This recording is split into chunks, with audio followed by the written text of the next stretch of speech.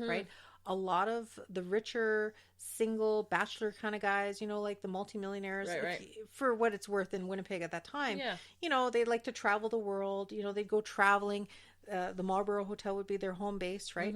So apparently a lot of these gentlemen, when they go traveling around the world or doing their thing or on business and stuff, a lot of times they would die abroad, right? Okay. So a lot of their possessions would get boxed up in their steamer trunks and put in the attic. So when they were doing renovations back in the 90s and then they went to go clear out the attic, they found all these steamer trunks, right?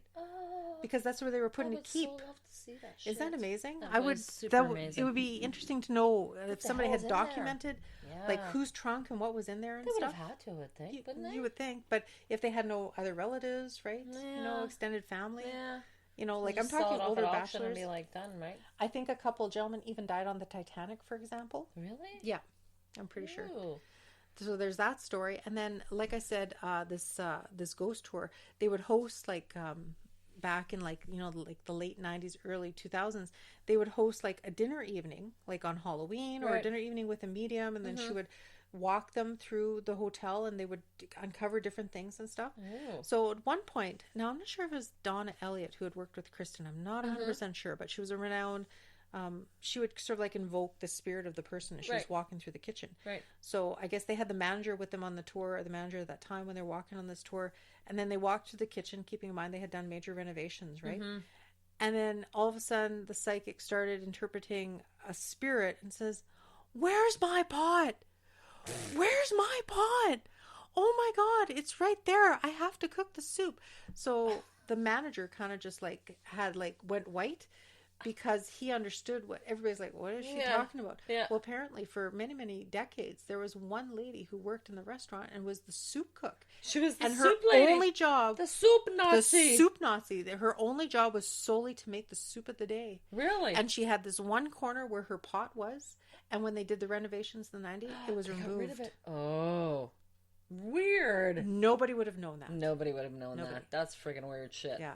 So the soup Nazi, she's freaking out because someone took her kettle. Exactly. Ooh. She was pissed. Yeah. So those are my 4 tidbits of the Marble that I know from my tour. That was a cool tidbit. Can't find much of it documented really anywhere.